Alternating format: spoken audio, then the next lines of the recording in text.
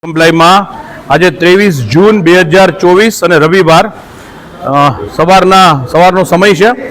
ભાઈઓ, એક એવા ભગીરથ અને ઉમદા કાર્ય માટે આજનો આ વિડીયો સમગ્ર ટ્રસ્ટી મંડળ અને સમગ્ર જે ગ્રુપ છે કે જે વર્ષોથી છેલ્લા 2010થી અવિરતપણે જે માતાની સેવાઓમાં જોડાયેલા છે, આખું ટ્રસ્ટી મંડળ છે, કોઈ બાકાત નથી.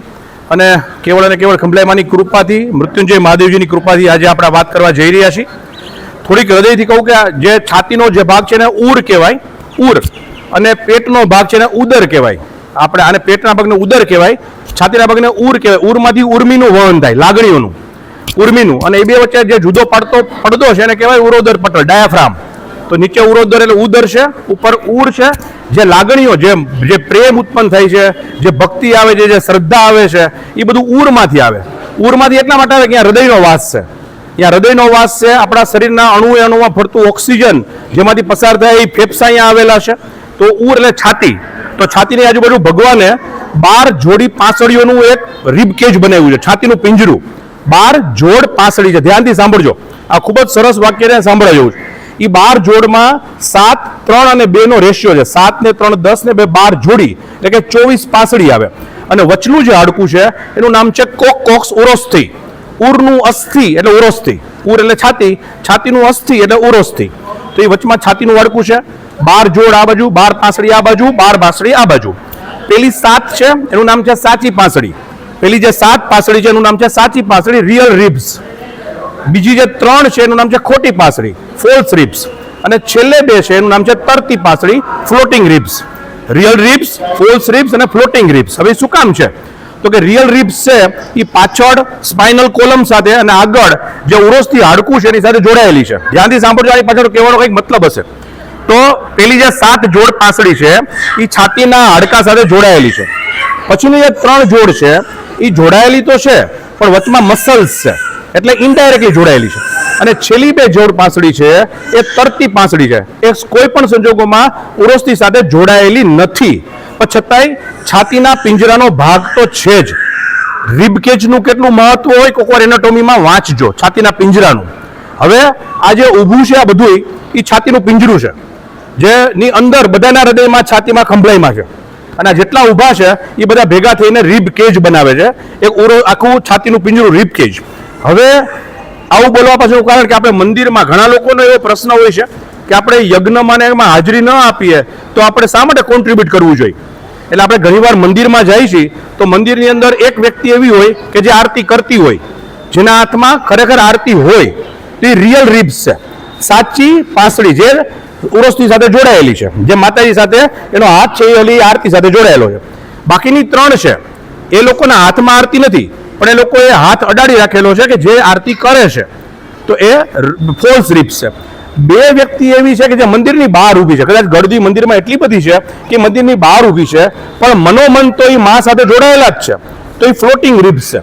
એટલે બધાયનું મહત્વ એક સરખું છે. કદાચ તમારા હાથમાં આરતી હોય કે ના હોય, તમે યજ્ઞમાં હાજર હો કે ના હો, તમે વિદેશમાં રહેતા હોય, જ્યાં પણ રહેતા હોય, પણ જો તમે મનોમન માં સાથે જોડાયેલા છો તો તમે આ એક છાતીનું જે પિંજરું, માની આજુબાજુ જે એક સરસ મજાનું માએ જે આવરણ રાખેલું છે એના તમે મેમ્બર છો ને છો. હવે એક સરસ વાત મેં તમને જૂના વિડીયોમાં તો કોને નવચંડી કહેવાય, કોને સતચંડી કહેવાય, ફરી એકવાર ક્રમમાં ખાલી બોલું છું. માત્ર 9 પાઠ ચંડી પાઠ ના કરો તો નવચંડી, એની ઉપર આવે સતચંડી 100 પાઠ થાય, એની ઉપર આવે સહસ્ત્ર ચંડી, એની ઉપર આવે અયુત ચંડી, અને એની ઉપર અને અલ્ટિમેટ જે છે જેની ઉપર કશું જ નથી એવો શ્રી મહાશક્તિ ખંભલાઈમાં લક્ષચંડી મહાયાગ ડિસેમ્બર 2025માં આપણો આ પરિવાર જે તમે જોઈ રહ્યા છો એની સાથે આપણે કરવા જઈ રહ્યા છીએ. એકવાર તાલી વગાડશું બધાય. કેમ કે કોઈ પણ ધાર્મિક સંસ્થા કે કોઈ પણ સામાજિક સંસ્થા માટે લક્ષચંડી કરવો એ નેક્સ્ટ ટુ ઇમ્પોસિબલ. એટલે મોટા યજ્ઞ થાય, બધી વાત સાચી છે, પણ જેને સૌથી આધારભૂત ગણી શકાય, જેમાં 1 લાખ ચંડી પાઠનું પાઠાત્મક અનુષ્ઠાન થશે. 1 એપ્રિલ 2025 થી આપણે આ કરવા જઈ રહ્યા છીએ. 31મી ઓક્ટોબરે એટલે 7 મહિના દરમિયાન 108 ભૂદેવ તળાવ પ્રાગટ્ય સ્થાને રોકાશે અને લગભગ 192 દિવસની અંદર દરરોજના 5 ચંડીપાઠ કરીને 1 લાખ ચંડીપાઠનું પાઠાત્મક અનુષ્ઠાન કરશે. ત્યારબાદ ડિસેમ્બરની અંદર કુલ 252 અતિ ભાગ્યશાળી અતિ પુણ્યશાળી યજમાનશ્રીઓ ભાગ લઈને ભગવાનને ખંભલાઈમાં, આ યજ્ઞમાં બીજા કોઈ દેવી દેવતાઓ છે જ નહીં, સીધું જ ખંભલાઈમાં સાથે એટેચમેન્ટ છે અને 11,111 થી વધારે ચંડી પાઠ હોમાત્મક થશે. કુલ 87 લાખ આહુતિ ખંભલાઈ માને જ અર્પણ કરવામાં આવશે. બહુ જ મોટું કામ છે, ઘણું મોટું કાર્ય છે. તમે મેં એકવાર કેલ્ક્યુલેશન તમને કરવાની કીધેલી, આજે આપણે કેલ્ક્યુલેશન નહીં કરીએ, પણ આપણે બધા સાથે મળીને અતિ ઉત્સાહ, દરેક પરિવારના સભ્યને એવું ગૌરવ થવું જોઈએ કે હું ખંભલાઈમાં પરિવારનું એક બાળક છું.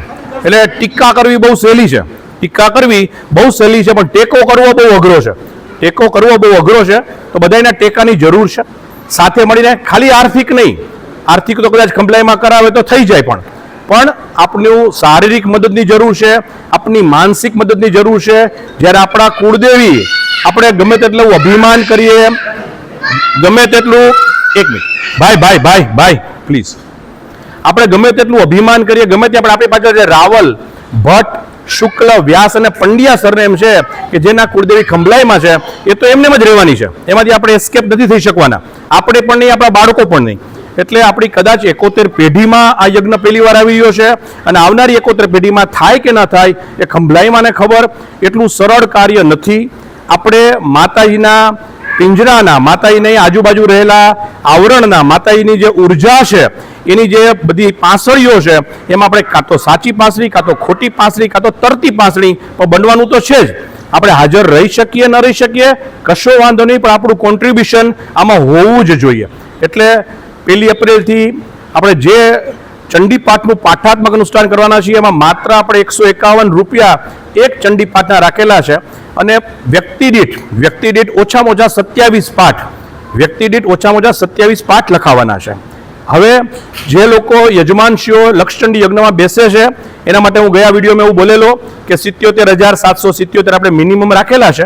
એમાં આપણે થોડુંક પરિવર્તન કરીને 72,000 એટલે કે 5,700 રૂપિયા ઘટાડી દીધા છે અને 72,000 રૂપિયા રાખેલા છે, જેમાં લક્ષચંડી મહાયજ્ઞ પણ આવી જશે અને એમના વતી એક સતચંડી એટલે કે 111 પાઠનું પાઠાત્મક અનુષ્ઠાન પણ એમાં જ આવી જશે. મતલબ કે 72,000ના અનુદાનની અંદર એમના વ્યક્તિ દીઠ એક સતચંડી પણ થશે અને એ લોકો યજ્ઞમાં બેસવાનું સૌભાગ્ય પણ પ્રાપ્ત કરશે.